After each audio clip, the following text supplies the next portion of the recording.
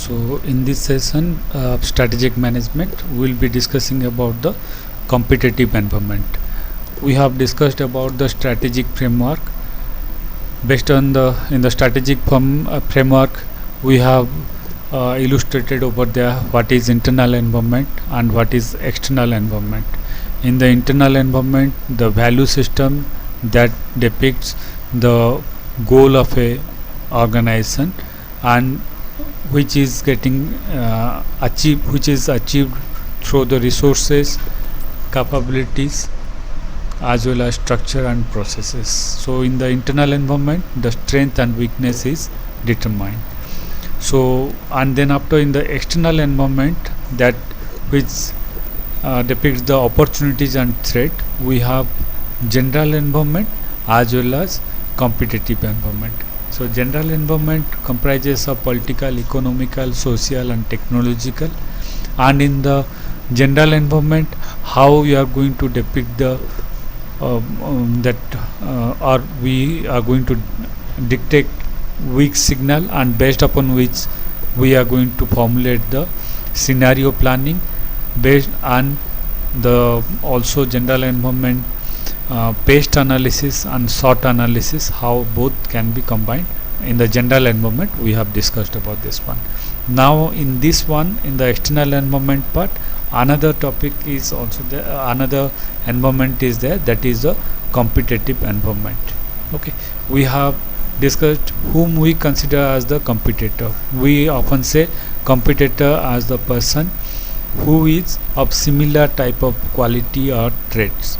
Okay, but in this competitive environment, as proposed by Michael Porter's 5 force framework, we will be discussing what are these 5 forces. Okay, first, like we have buyers and sellers, they have got the bargaining power, and as well as threat can also come from the new entrant as well as threat from the substitute product. Okay, along with the in the middle part, the core of that one, that rivalry among the existing player will also be there. So bargaining power between buyers and sellers, threat factor of substitute product, and threat of new entrant would be there. Okay, so first we will discuss about, and this is proposed by Porter's 5 force framework by Michael Porter in the year 1980. So first one is the potential entrant, and entrant or the new player, they are entering into this new industry, and that is from them we are going to get a new entrant threat. Okay, but at the same time, the new entrant has got certain challenges or issues that they have to also consider while coming into, because for new entrant also, they are also facing the competition as well as the existing player also facing the issues. So first thing is that they need huge capital investment for starting up their business, like acquiring land, machinery, manpower, recruitment. Okay, so for this one, the capital requirement would be there. Apart from this capital requirement, there is also there is one more thing, is that to cost reduction, it can happen with the help of this economies of scale. Economies of scale means the more you produce, the lesser would be the per unit cost. Okay, so that is the economies of scale. But in the case of the new entrant, they are scared to produce more number of items, because they are afraid of that whether their product would be acceptable in the market, in the existing market or not. Okay, so for that reason, and if they are producing more number of items and they are not able to sell in the market, then it would be a loss for them. The inventory cost is going to increase for them. Okay, so again, in order to acceptance of the customer or the supplier, distributor, they have to make the product with differentiation. Product differentiation has to be there, and for product differentiation, there is a cost involved with the R&D part. Okay, so product differentiation, if you are able to overcome that, you are able to do that product differentiation, that point of time you will, that particular product, the new entrant would be a threat for the existing player. Then another one is a switching cost. Whether the switching cost of existing player, if it would be very high, that point of time they cannot skip out their particular product to use the new player's product. Okay, so switching cost also decides the new entrants threat factor. Then existing player, they have a dominance over the distribution channel. Okay, so this access to distribution channel to the new player is also a challenge for this thing, for the new player. Okay, cost advantages of independent size. When a new player, when the market was new and very less number of players were operating over there, at that point of time they can find out what is the per unit cost, and on that they can add the profit unit over profit proportion over there, and which will be giving the price over there, and based upon that they can decide that how much number of unit they have to produce. But for the new entrant, they have to be very cautious regarding all these things. Okay, so if a new entrant is there, a small player, and if they are having a very good product differentiation which is keeping ahead of all the existing player, that point of time he would definitely be a threat for the existing player. Okay, but if a big player is coming and they are having a there is no cash crunch over there, or the capital deficit is not at all over there, they can produce any number of things, and they are existing. Suppose they are entering into the means they are present, they were present in the other industry, but they are entering into this new industry. At that point of time, their distribution channel will be a advantageous thing for them to access the newly introduced products. Okay, so this is threat of new entrant, that how the new entrant is there, what is their qualities, based upon which the threat would be decided. If they are very much good at R&D product, then it would be a profitable thing for them. Okay, that would be added advantage for the new entrant.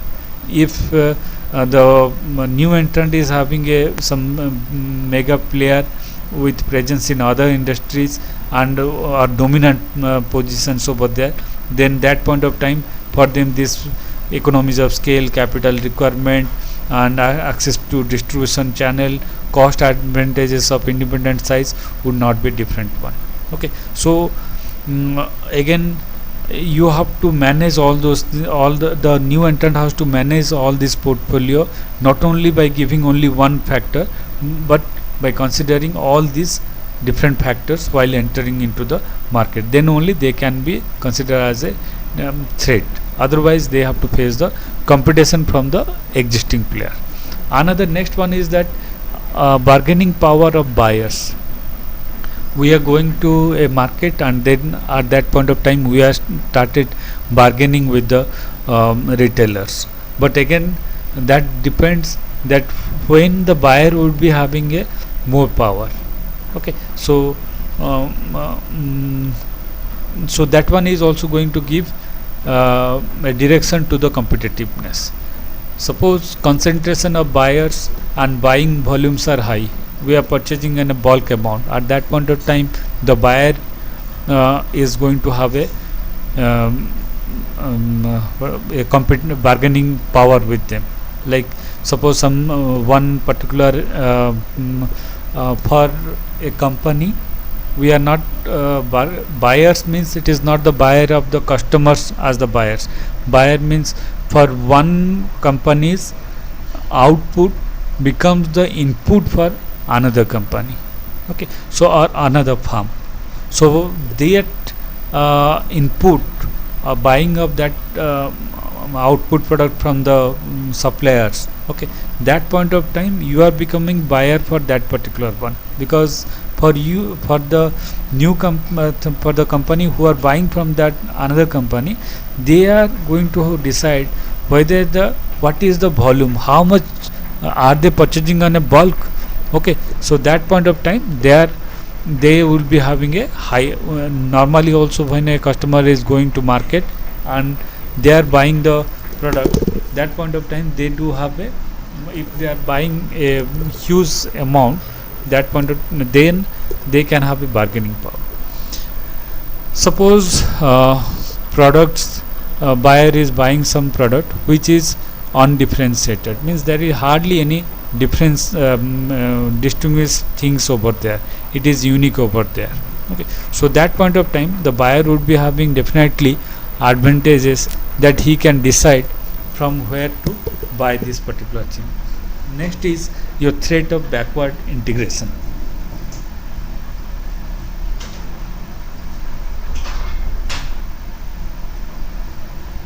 So backward integration means, suppose buyer decides that we'll also start our own unit for, instead of buying from some other person, we'll be having our own backward, means production of the same thing. Suppose one retail chain is there, vegetable retail chain is there, they have decided to have their own farming practice or farming.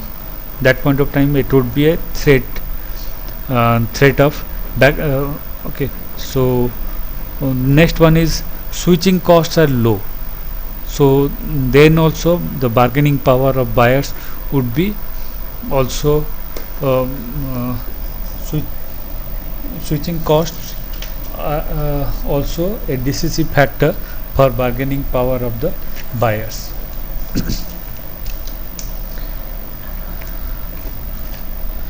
Then buyer earns low profit. A buyer's low profit will motivate him to lower the purchasing cost charged by supplier in an effort to secure his margin. While buyers are highly profitable, they will generally be less price sensitive. And next one is buyer has full information. Where buyers have full information on demand and cost, they will be in a stronger position. And nowadays the internet, Google has generally reduced the expenses of finding out the cost of comparative products of the different companies. Okay, we can go to any, like there are so many, Amazon is there, Flipkart is there, we can like a normal buyer, when we are buying some product, we can have a comparative price, or we can have the information that what is the make of this particular thing. Next is, so we have discussed two things: potential entrant, threat of new entrant, and bargaining power of buyers. Next is bargaining power of suppliers. Okay, so supplier can also have bargaining power. So what are they? They are like, that is dominated by few companies. Okay, larger a supplier, the larger the supplier and more dominant it is, the more pressure it can place on firms in the industry it sells to. Then second one is that supplier faced with few substitutes. Where there are fewer substitutes, supplies available, the supplier will be in a powerful position, isn't it? If less number of supplier would be there, then the supplier would be having a more bargaining power. Okay. Then that particular industry is not an important customer of the supplier. Okay, the supplier is supplying the products to different customers, and to this particular industry in which we are assessing the competition. If you are saying that they are not having a significant proportion of sales, supplier will be in a more powerful position. Suppliers products are important input. Suppose it is not possible for the industry to carry out the process without the support of that particular input from the suppliers. Okay, so like in the mostly in the manufacturing sector, such specialist components like in the aerospace space industry, the bargaining power of suppliers will be very high. Okay, next is built up switching cost for the buyer. If switching cost to other suppliers will prove difficult and costly for buyers, this prevent them playing an supplier off against another. This may arise because a buyer's product specification tied to its a specific supplier.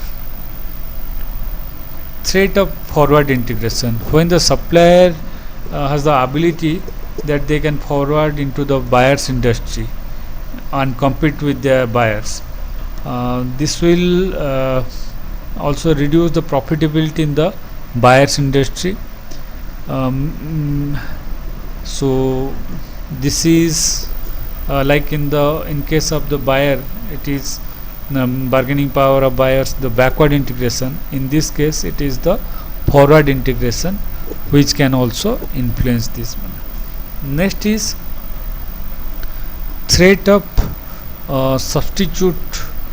These three we have discussed, like buyer is over here, supplier is there, bargaining power of both the buyers and supplier, threat of new entrant, and then after threat of substitute. See, two threats: threat of substitute product services, threat of new entrant, bargaining power of buyer, bargaining power of suppliers. Suppose the price performance ratio, we are going to compare that if any substitute product is available, like for tea it is coffee, so that point of time the price performance ratio would be decisive matter in deciding which one to be acceptable. Next one is industry competitor, the intensity of rivalry among the competitors of an industry. In this one also there are many factors over there, like suppose we have numerous or equally balanced competitor, the number of player whosoever are there, they all are of equal strength. That point of time the competitiveness would be very cutthroat competition. If the industry growth rate is very low, at that point of suppose the total industry growth rate is 2% or 3% like that. Okay, so for to grab that 2% or 3%, all the players should be competing to acquire that particular one. If had there been a huge industrial growth, at that point of time everybody would be getting the proportionate profit out of or return out of it. But in this case, because the growth is very slow, so it would be also a giving rise to high competition. High fixed cost in an industry create pressure for organization to increase their capacity to gain economies of scale. Where demand condition will allow only some firms in the industry to reach the volume of sales that is required to achieve the sales economy. This will also fight for market share. The excess capacity in industry usually results in price war. Okay, and we have already discussed lack of differentiation or switching cost. There also the competitiveness will also be increased. Extra capacity in large increment. Where extra capacity is added in large increment, this may disrupt the industry's supply demand balance and create periodic excess capacity leading to price increment. Okay. High exit barrier. For example, some plants are so specialist that they cannot easily be used to produce alternative goods and services. As demand condition deteriorate, this creates excess capacity in the industry and asks to reduce the profitability within the industry. So the existence of high exit barrier may hinder firms needing to exit industry. So these things, and as a result of which the competitiveness among, or the rivalry among the existing power would be in a increasing trend. So this is the complete picture. Two bargaining buyers, suppliers, threat new entrant, threat of substitute, and rivalry among existing firms. There are certain, to every good thing there are certain criticisms are there, like Hamel and Prahlad, who are the supporter of the blue ocean strategy or resource based view approach. They say that strategy is not about positioning the company in a given industry space, but about influencing, shaping, and actually creating the industry space. Means you create the industry in which you will grow in a, or you create your own space over there. It is not that how, what are the influencing factors are there. Okay, we have to organically you'll grow with your uniqueness. Okay, then Devani, who is a proposer, who proposes this hyper computation, like your apps sector or your software sector. Every day we get a new updated software. Okay, that is a hyper computation one. Hyper computation organization use all the tools at their disposal to effectively destabilize a competitor's competitive advantage by creating constant disequilibrium and change. You plan out that how to compete with the competitor, but they will plan out in such a manner that it is in a dynamic position. Okay, by creating constant disequilibrium and change. Okay, you cannot, your competitors or the influencing factors like buyers, suppliers, new entrant, all those substitute product, all those things are due to hyper competition. They do not follow any norms over there. Okay, then Waterman has very skeptically, he has said, like he has taken the help of the ice hockey, and he has stated like skate to where the puck will be, or the ice hockey ball would be there, rather than to where the puck is now.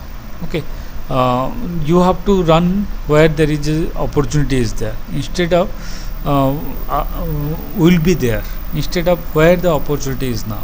That means the future, your approach has to be futuristic rather than considering the present dynamics. We have to be we have to focus on the where the puck is or where the future would be. That is what Waterman has said. Then Mintzberg and Waters in 1985, they said that organization may develop an intended or deliberate strategy, but unexpected changes in environment may force them to abandon that strategy. Okay, like nowadays we are facing the pandemic one. Okay, it is something which is not been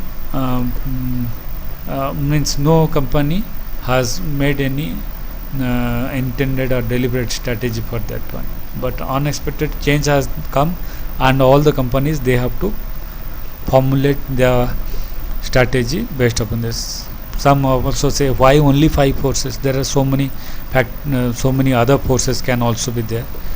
Brandenburger and Nelboff, he has taken the means he has highlighted by using the game theory. In game theory, there is 2 type of things are there. Your loss is my win, and there is also another formula which says win-win situation, means both the party would be win. But competitiveness, they argue that if your competitor would be losing, then only if my competitor will lose, then only I can make the profit of that one. Okay, market is whatever profit is there, that from there my proportion of the thing I'll be taking. Like industry growth is less, so the profit would be shared between all the players. So if I'll be not ahead of my competitor, I'll be losing this thing. But game theory, as per their means win-win type of thing, means both the players, like your competitor and the company itself, they can also win. So they have used, and Porter has not highlighted these things. So Porter responds to these critics that he says that companies cannot randomly make a lot of choice that are all consistent. Okay, so means all the time making some you should have a framework based upon which you have to have a consistency. With continuity of strategy rather than changing the strategy, they define where the puck is. Okay, if you are making the strategy on a continuous basis, so a time will be coming, your present approach, continuous present, evolving present approach all the time would definitely define where the puck is, means where the future would be there. If you are continuously you are evaluating, you are changing your strategy to cope up with the situation, then definitely the future, the what you can see this one, what Waterman has said, he has clarified to this one. And this statement was in in view of the all those who have given the criticism to the 5 force framework. Okay, then there is another factor, complement. Okay, complement, how this complement some of the in the after the formulation of Porter's 5 force framework, the new concept, that is the value net. Okay, value net as proposed by Brandenburg and Nelboff. Okay, a complementer is a player if the customer visible your product more when they have that player's product that when they have your products alone, means combinedly if you are working for that one and you are giving something, and along with that one, along with your product some other's product is getting attached to that one, that point of time it is giving a more a delight to the customer. Okay, so that is the complementer one. And later to this Porter's 5 force framework, this complementer was also attached over there. So what is this complementer, and what is and because of as a result of which a value net has been proposed, that we will discuss in the next class. Thank you.